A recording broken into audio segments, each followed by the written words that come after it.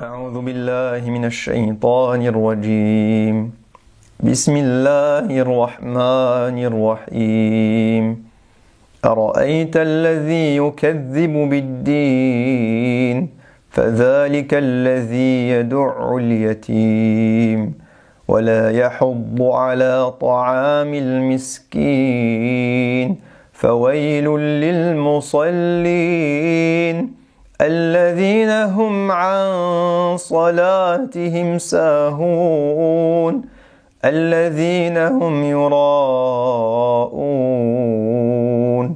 ويمنعون الماعون. Alhamdulillah, wassalatu wassalamu ala rasulillah, assalamu alaikum. Bienvenue dans ce nouvel épisode de message d'une sourate. Aujourd'hui, alhamdulillah, nous sommes avec sourate Al-Ma'un. Cette sourate commence avec une question de la part d'Allah subhanahu wa ta'ala qui s'adresse encore une fois à son prophète. Et il lui dit Ara'ayta alladhi yukadhibu bid-din. Allah subhanahu wa ta'ala demande à son prophète s'il est capable de voir, et dans le terme Ra'ayta, ici, ça signifie plutôt reconnaître. Lorsque tu vois quelqu'un, est-ce que tu es capable de reconnaître certaines de ses caractéristiques, certains de ses attributs? Cette catégorie de personnes, est-ce que tu sais la reconnaître? De quelle catégorie Allah parle? Il dit Alladhi yukadhibu bid-din. On pourrait traduire par celui qui traite la religion de mensonge. Mais ad-din, c'est plus que la religion. En vérité, c'est la voie de Dieu. C'est la voie de cette religion. C'est l'ensemble des enseignements que Allah subhanahu wa ta'ala nous demande d'appliquer. C'est l'ensemble de nos responsabilités en tant que musulmans. D'ailleurs, le mot din a la même racine que le mot dayn, qui est la dette. C'est comme si nous étions endettés, redevables, nous avions des devoirs envers Allah subhanahu wa ta'ala. Lorsque vous avez un devoir vers quelqu'un de lui rendre son argent ou ce qui lui appartient, nous devons rendre à Allah subhanahu wa ta'ala certaines choses. C'est l'ensemble de nos responsabilités vis-à-vis d'Allah subhanahu wa ta'ala. Donc Allah lui demande, est-ce que tu es capable de reconnaître la personne qui traite la voie d'Allah subhanahu wa ta'ala, qui considère la voie de cette religion comme étant un mensonge? Et Al-Shaykh Al-Sha'rawi rahimahullah nous dit, lorsque Dieu pose des questions dans le Coran, parfois il donne la réponse et parfois il ne donne pas la réponse. Souvent, quand il ne donne pas la réponse à une question, c'est que la réponse est évidente et qu'il nous demande juste d'y réfléchir, de méditer et de trouver la réponse par nous-mêmes. Mais Cheikh Sha'rawi dit, lorsque Allah donne lui-même la réponse, c'est qu'il y a quelque chose de plus. Il veut effectivement qu'on réfléchisse, qu'on médite, mais Allah sait que nous n'aurons pas la réponse complète nous-mêmes. Et il nous apporte une réponse qui en vérité n'est pas celle que l'esprit aurait donnée initialement. Et c'est vrai que si vous posez la question à n'importe qui, à l'époque du prophète sallallahu alayhi wa sallam, ou même encore aujourd'hui, est-ce que vous êtes capable de reconnaître une personne qui considère la religion ou la voie de la religion comme étant un mensonge? Et là, la réponse toute bête sera de dire, ce sont les non-croyants. Ces gens de Quraysh qui ne veulent pas croire au prophète sallallahu alayhi wa sallam, eh bien, le fait de ne pas croire les met dans la catégorie, ils considèrent la religion comme étant un mensonge. Mais Allah subhanahu wa ta'ala, dès le 2e et le 3e verset, eh bien, nous donne une définition tout autre de cette catégorie-là, qui est la définition de Allah. C'est la définition que Allah donne au fait de considérer la voie de la religion comme étant un mensonge. Il dit فَذَلِكَ الَّذِي يَدُعُّ الْيَتِيمَ وَلَا يَحُضُّ عَلَى طَعَامِ الْمِسْكِينِ. Si on devait traduire, on dirait, du coup, celui qui considère la voie de la religion comme étant un mensonge est en réalité celui qui repousse l'orphelin et qui n'incite pas à venir en aide à ceux qui sont dans le besoin pour qu'ils puissent s'en sortir et se nourrir. Donc je vous ai donné encore une fois une traduction qui est un petit peu plus élaborée ou complète que ce qu'on trouve de manière classique. Pourquoi? Parce que Allah dit ici yadu'u. Donc yadu'u veut dire repousser l'orphelin. Donc fadhalika alladhi yadu'u al-yatim, c'est celui qui repousse l'orphelin. Ensuite, wala yahuddu. Yahuddu veut dire inciter, encourager soi-même et les autres. Ala ta'amil miskin. Et ici, il y a une subtilité qui est importante à comprendre, c'est que Allah ne dit pas ala it'amil miskin, mais il dit ala ta'am. Al-it'am, ce serait le fait de donner à manger à ces personnes qui sont dans le besoin. Mais quand Allah dit ala ta'am, encourager non pas le fait de donner à manger à ces gens-là, mais le fait qu'ils aient à manger. Le fait qu'ils puissent avoir l'accès à la nourriture. Autrement dit, le fait qu'ils puissent même eux-mêmes se nourrir. Donc les aider, c'est pas forcément juste leur donner à manger, mais c'est les aider à s'en sortir pour qu'ils puissent avoir accès à la nourriture par eux-mêmes. Et cette différence est très importante. Pourquoi ? Parce que la définition de al-miskin, souvent on traduit par le pauvre ou celui qui est dans le besoin. En vérité, al-miskin est celui qui n'a aucun moyen de s'en sortir, mais qui a la volonté de s'en sortir.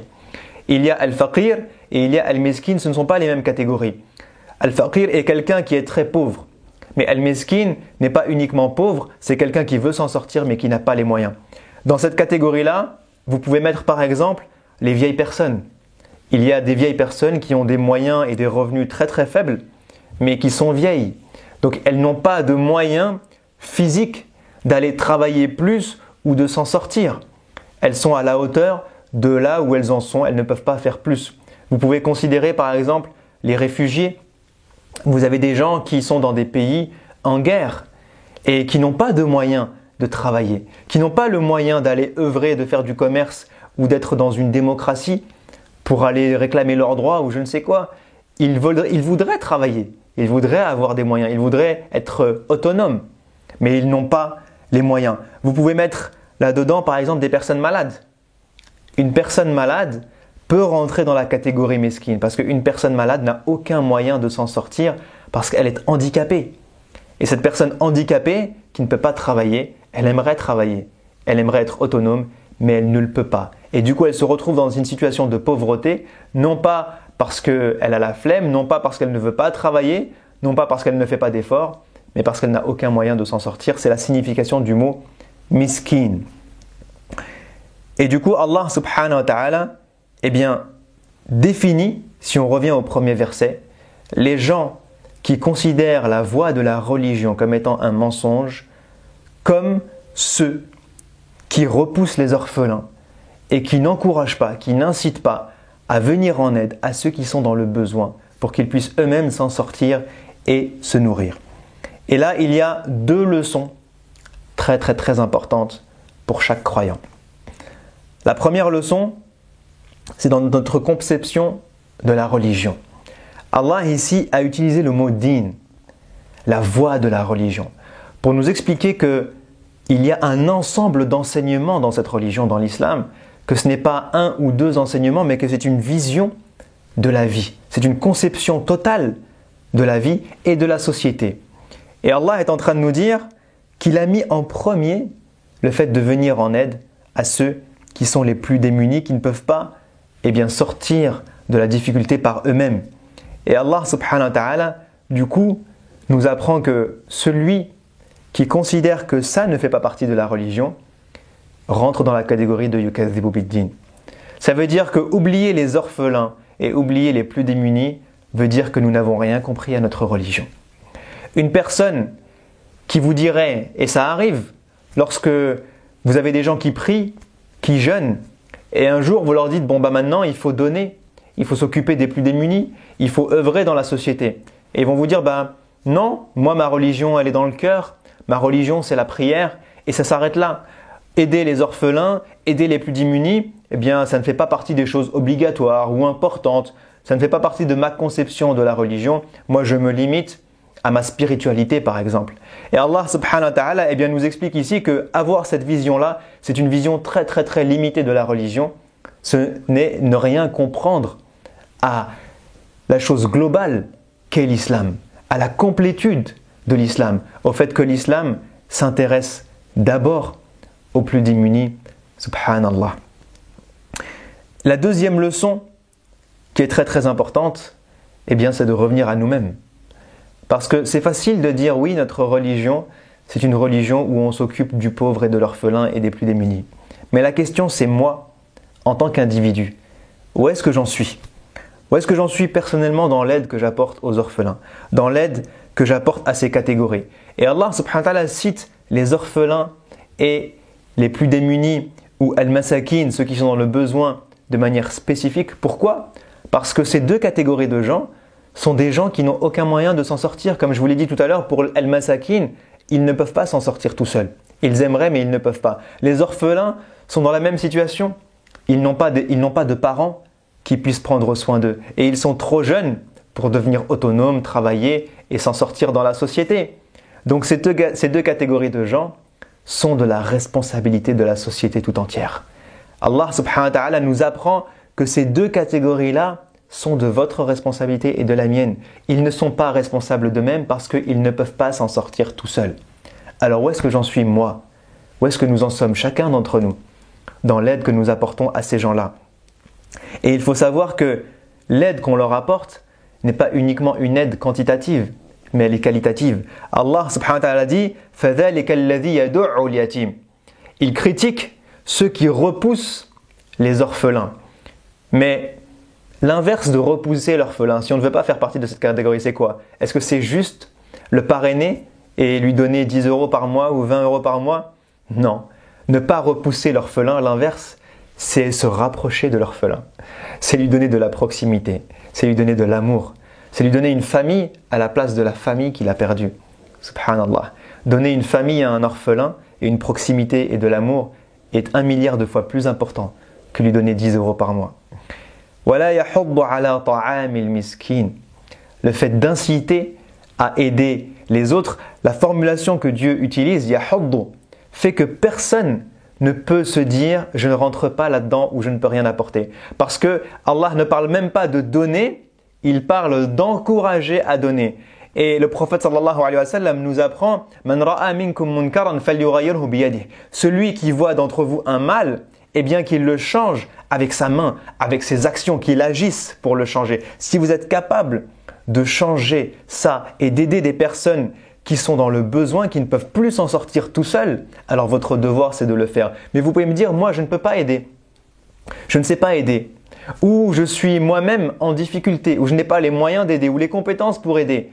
Alors le prophète sallallahu alayhi wa sallam dit فَمَنْ لَمْ يَسْتَطِعْ فَبِلِسَانِهِ. Alors celui qui n'est pas capable d'aider par lui-même, d'agir par lui-même, alors qu'il le fasse avec sa langue, autrement dit, qu'il incite les autres, qu'il encourage les autres, qu'il en parle, qu'il trouve des personnes qui, elles, peuvent aider, des personnes qui peut-être sont plus riches ou plus compétentes, qui peuvent apporter quelque chose. Et après, le prophète sallallahu alayhi wa sallam dit فَمَنْ لَمْ يَسْتَطِعْ فَبِقَلْبِهِ وَذَلِكَ أَضْعَفُ الْإِيمَانِ. Celui qui ne peut toujours pas, parce que peut-être que je ne connais personne, que je n'ai pas de réseau, que je ne sais pas comment agir, que je ne sais pas quoi faire, alors le prophète sallallahu alayhi wa sallam dit فَبِقَلْبِهِ, avec votre cœur, وَذَلِكَ أَضْعَفُ الْإِيمَانِ, et ceci est le minimum de la foi. Qui d'entre nous n'est pas capable de faire des du'a, de demander à Dieu de venir en aide aux personnes qui sont dans le besoin partout dans le monde, qu'elles soient musulmanes ou non musulmanes?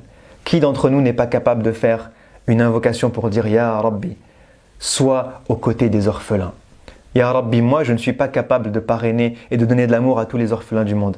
Mais toi, Ya Rabb, tu es capable d'être le gardien de tous ces orphelins-là, de leur donner de l'amour, de leur envoyer des personnes qui vont les aider. Alors Ya Rabbi, aide-les parce que moi je n'en ai pas les moyens. Qui ne peut pas faire ça? Personne. Et le prophète sallallahu alayhi wa sallam dit فَذَلِكَ أَضْعَفُ الْإِيمَانِ. C'est le minimum. Et Allah utilise ce terme يَحُضُّ pour pas que quelqu'un puisse dire moi je ne peux pas faire. On peut tous faire quelque chose. Donc la deuxième leçon était où est-ce que j'en suis personnellement? De ma religion, de cette voie, l'islam. Allah a dit l'islam, c'est d'abord ça. Alors où est-ce que j'en suis de ça? Ensuite, arrivent les versets de 4 à 7. Allah subhanahu wa ta'ala dit فَوَيْلٌ لِلْمُصَلِّينَ الَّذِينَ هُمْ عَنْ صَلَاتِهِمْ سَاهُونَ الَّذِينَ هُمْ يُرَاءُونَ وَيَمْنَعُونَ الْمَاعُونَ. Si on devait traduire, on dirait alors malheur à ceux qui prient, ceux qui n'accordent aucune importance à la prière, ceux qui agissent pour être bien vus, mais qui d'un autre côté ne rendent pas le moindre service à leur prochain. Allah subhanahu wa ta'ala parle ici d'une catégorie de gens, en particulier c'est comme ça qu'étaient les Mécois à l'époque, qui priaient. Allah dit, ils prient. فَوَيْلٌ لِلْمُصَلِّينَ alladhina hum an salatihim sahun. Il dit, ce sont des gens qui prient, et le verset d'après, il dit, ils n'accordent aucune importance à la prière. Et Cheikh Sha'arawi nous dit, finalement, si on prend ces deux versets, on pourrait dire qu'il y a une contradiction. Comment est-ce que Dieu peut les qualifier de gens qui prient et juste après les qualifier de gens qui n'accordent aucune importance et qui délaissent totalement la prière? Et Cheikh Sha'arawi nous explique que Allah nous montre ici qu'il y a en fait deux catégories, deux choses dans la prière. Il y a l'extérieur et il y a l'intérieur. Il y a ce que vous montrez et il y a ce que vous vivez. Ces gens-là priaient physiquement. Ils montraient leur prière, mais à l'intérieur, ils ne priaient pas. À l'intérieur, ils n'étaient pas concentrés. À l'intérieur, ils ne le faisaient pas pour prier. Alors pourquoi est-ce qu'ils prient physiquement si dans leur cœur, ils ne veulent pas prier? Alladhina hum yura'un. Parce qu'ils voulaient être bien vus. Les Mécois faisaient quoi? Ils priaient lorsque des délégations venaient, lorsque des pèlerins venaient. Pourquoi est-ce qu'ils priaient? Parce qu'ils étaient les gardiens de la Mecque et que ce lieu est une capitale religieuse et que du coup, pour conforter leur statut et leur pouvoir politique, ils doivent montrer qu'ils sont à la hauteur de la religion de la Mecque. Donc lorsque c'est la période du pèlerinage, que tout le monde est réuni, que tout le monde prie, eh bien évidemment que les dirigeants de la Mecque doivent montrer que eux aussi prient. Sinon, ils ne sont pas à la hauteur du statut religieux de cet endroit qui attire tant de monde. Et du coup, ils auraient des problèmes et leur pouvoir pourrait en subir les conséquences. Leur statut politique pourrait en subir les conséquences. Alors, ils décidaient de prier quand il y avait du monde. Ils décidaient de prier dans les grandes saisons de pèlerinage. Mais même lorsqu'ils priaient à ce moment-là, ils étaient totalement ailleurs. Parce qu'ils se retrouvaient devant la Kaaba à prier pour montrer qu'ils priaient, mais ils pensaient à autre chose. Ils n'étaient pas concentrés, ils n'accordaient aucune importance à cette prière-là. Leur cœur n'était pas du tout connecté à la prière. Et ils faisaient la même chose avec l'argent. Ces gens-là étaient les gardiens de l'argent et des sacrifices qui se faisaient à la Mecque. Les pèlerins venaient sacrifier des bêtes et faire des dons. Pourquoi? Pour que cet argent-là et ces bêtes-là soient redistribués aux pauvres, aux orphelins, aux plus démunis. Et qu'est-ce que faisaient les Mécois, ces dirigeants de la Mecque? Eh bien, ils faisaient des dons, encore une fois, de manière publique devant tout le monde. Lorsque les pèlerins sont là, lorsqu'on nous regarde, eh bien, on va faire une démonstration de générosité et on va distribuer de l'argent un petit peu partout. Mais lorsque les pèlerins partent, qu'il n'y a plus personne, qu'on est entre nous, yamna'un al-ma'un.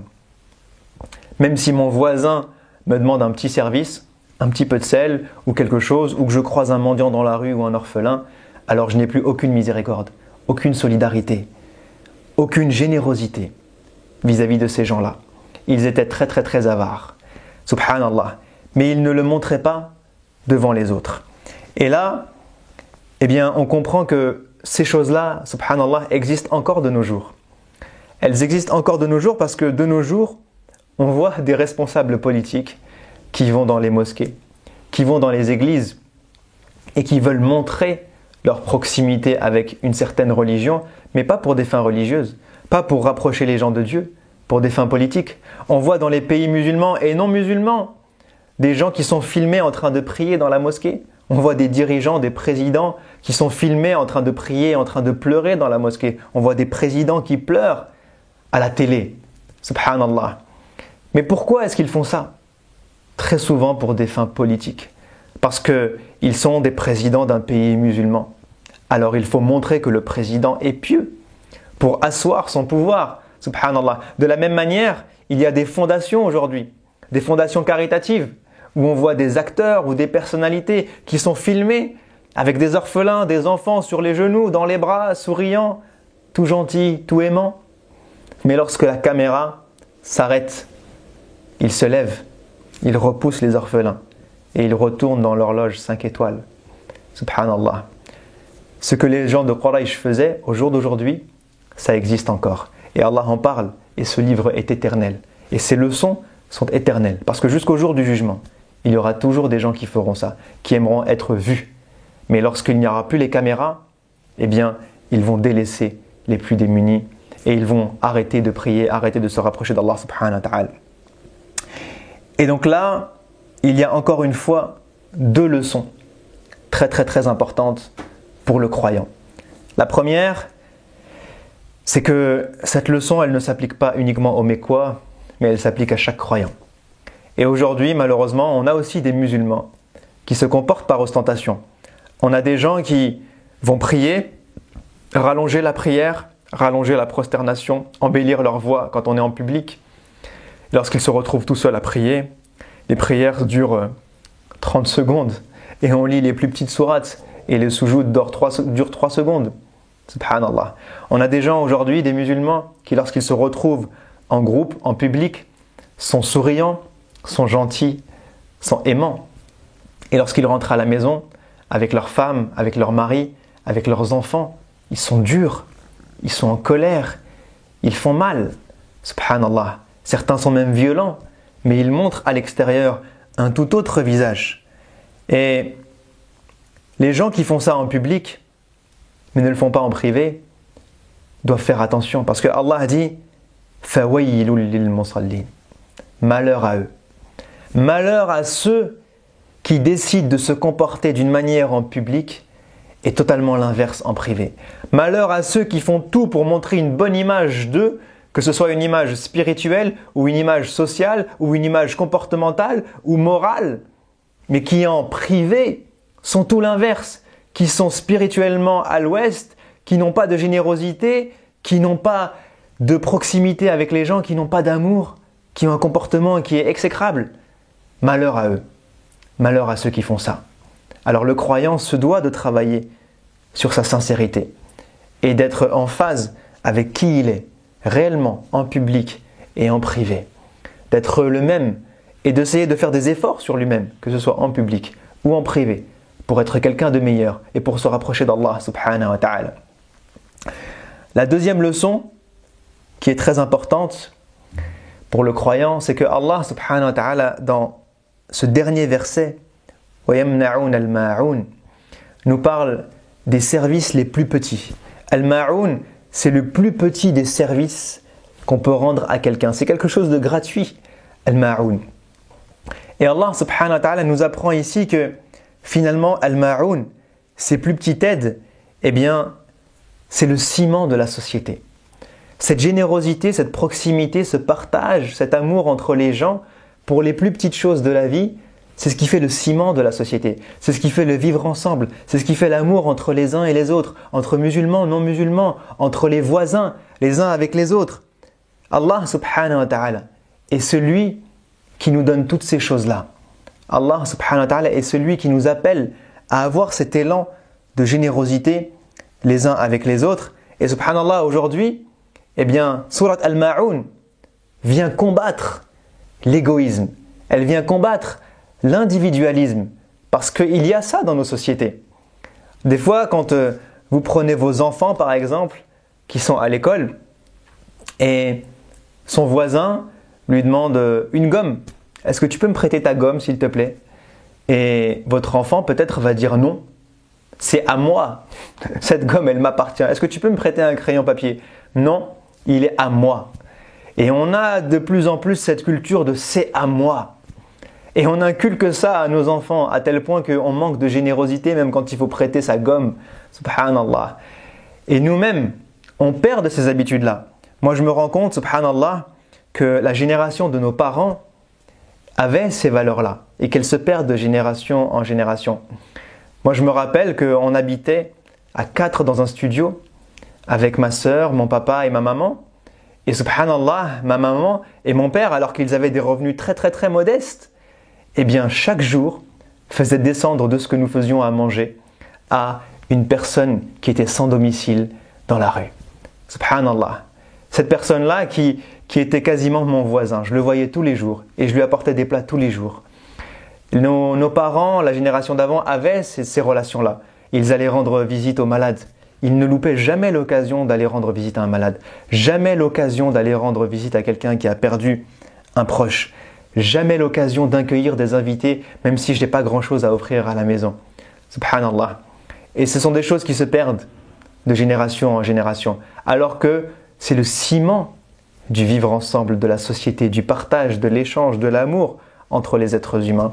Ce ma'oun, ces toutes petites choses.